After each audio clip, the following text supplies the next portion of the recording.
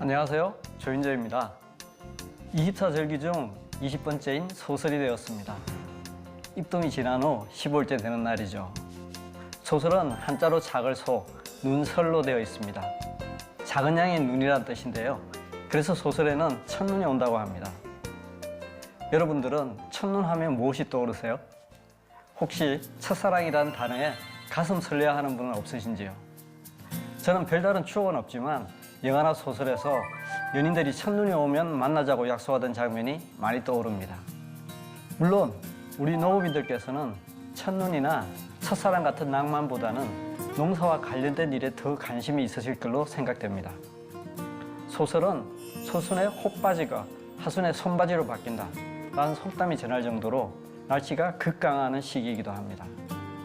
하지만 농업인들은 소설의 추위를 더 반긴다고 합니다. 소설 추위는 빚을 내서라도 한다 라는 속담처럼 소설에 날씨가 추워야 보리 농사가 잘 된다고 하니까요. 또한 이미 농사철은 지났지만 여러 가지 월동 준비를 위한 잡일에 분주하기도 합니다. 하지만 사람이 어찌 일만 하며 살겠습니까? 그래서 오늘은 낭만적인 사랑 이야기를 한번 해볼까 합니다.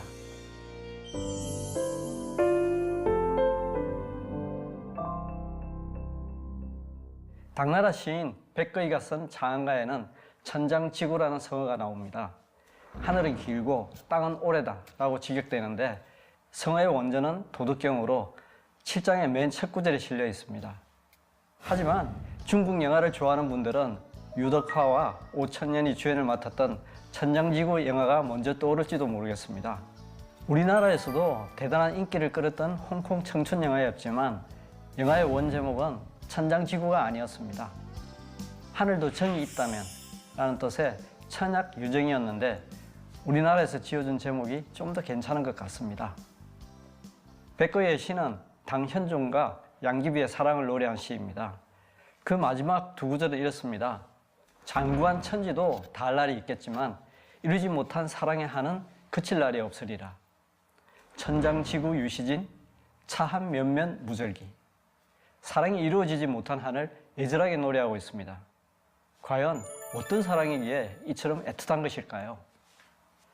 당나라 현종은 화청지라는 연못에서 며느리 양옥환을 보는 순간 사랑에 빠지게 되었습니다. 그녀는 바로 고대 중국 4대 미녀 중 첫손에 꼽히는 양귀비입니다. 현종은 책략을 써서 아들로부터 그녀를 빼앗아 자신의 비로 삼았습니다. 현종이 정사를 거의 포기할 정도로 뛰어난 미모와 재능을 지닌 양귀비에 탕립하게 되자 막강한 당나라도 쇠락의 길을 걷게 되었습니다.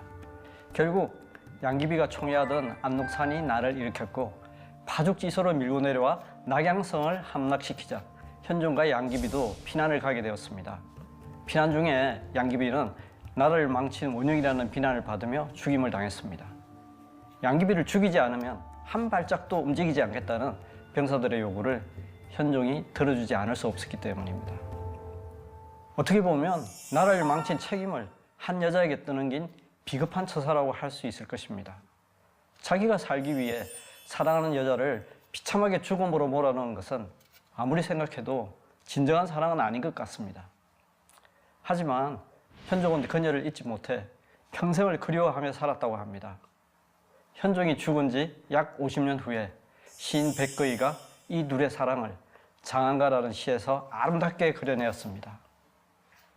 아들의 아내를 빼앗은 어떻게 보면 천년을 저버리는 데서 시작된 두 사람의 사랑이 과연 아름답게 그려질 만한 것이냐에 대해서는 이견이 있을 수 있겠죠.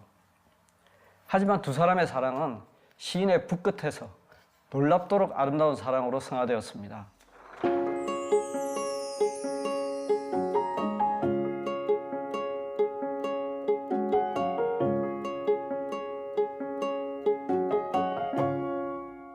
물론 이승간의 사랑도 당연히 아름답고 고귀한 것이기에 그 의미와 가치가 폄하되어서는 안 될 것입니다.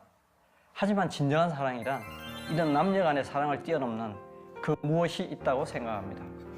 바로 내 가족, 내가 속해 있는 사회, 그리고 세상 모두를 이롭게 할 수 있는 사랑이 우리에게는 반드시 필요합니다. 이런 사랑을 이미 2500년 전에 세상에 외치고 다녔던 사람이 있습니다. 바로 공자입니다.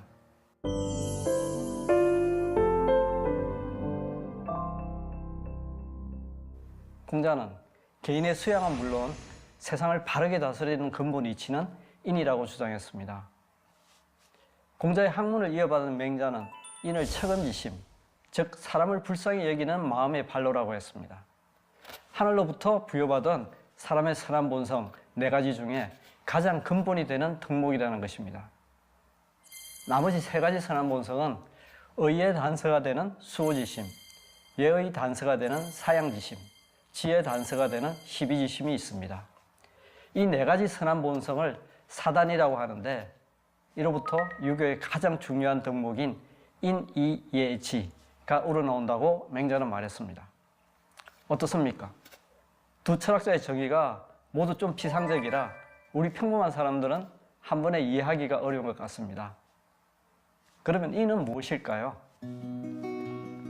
구구사전에서는 어질다로 정의되어 있지만 그보다는 훨씬 포괄적인 개념입니다. 즉, 사람이 행해야 하는 모든 덕목을 총칭하는 것이라고 할 수 있습니다. 논어를 보면 공자가 한 단어로 인을 정해주는 장면이 나옵니다. 제자 중에서 좀 어리석은 축에 속하는 번지가 인이 무엇인지 묻자 공자는 사람을 사랑하는 것이다, 애인이라고 말해줍니다. 공자가 말했던 인의 핵심은 바로 사랑인 것입니다. 다른 사람을 사랑하는 것인데요, 공자는 무조건 다른 사람을 사랑하는 것이 아니라 한 가지 조건을 제시합니다. 바로 나 자신을 먼저 사랑해야 한다는 것입니다. 자로에게 공자가 물었습니다. 지혜로운 자는 어떠하며 어진 자는 어떠하냐? 지혜로운 자는 남으로 하여금 자신을 알도록 하며 어진 자는 남들이 자신을 사랑하게 합니다. 공자가 대답했습니다. 선비라고 할 수 있겠구나. 자로가 물러나고 자공이 들어오자 공자가 같은 질문을 했습니다. 지혜로운 사람은 사람을 알고 어진 자는 사람을 사랑합니다. 군자라고 할 수 있겠구나. 그 다음 수제자 안연에게 같은 질문을 하자 안연이 대답했습니다. 지혜로운 자는 자신을 알고 어진 자는 자신을 사랑합니다. 명철한 군자라고 할 수 있겠구나. 자로와 자공 그리고 안연은 논어에 가장 많이 등장하는 제자들로 공자가 유교를 세우는데 가장 핵심적인 역할을 했던 제자들입니다. 셋 중에서는 자로가 학문과 수양에서 가장 모자랐고 그 다음은 자공 그리고 안연은 수제자로서 공자로부터 가장 인정받았던 제자입니다. 여기서도 마찬가지로 자로는 단순히 선비로, 자공은 군자로, 안연은 가장 명철한 군자로 칭함을 받았습니다. 자로는 자신을 과시하는 욕심이 있었고 자공은 단순히 사람을 사랑해야 한다는 정도에 그쳤습니다. 하지만 안연은 사랑의 개념을 정확히 알았기에 공자로부터 명군자라는 칭찬을 받았습니다. 공자가 말했던 진정한 사랑이란 바로 자신을 사랑하는 것부터 시작하는 것입니다.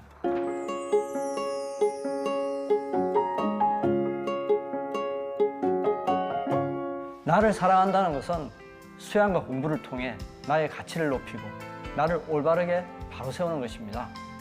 자신이 바르지 못한 사람이 사랑을 실천한다면 그것은 제대로 된 사랑이 될 수 없습니다. 공자가 말했던 인, 즉 사랑이란 나를 사랑하는 것에서 시작해서 그 사랑을 주위의 사람들에게 그리고 온 사회와 세상으로 퍼뜨리는 것입니다. 진정한 사랑을 실천하는 것, 바로 나를 사랑하는 것에서 시작합니다. 감사합니다.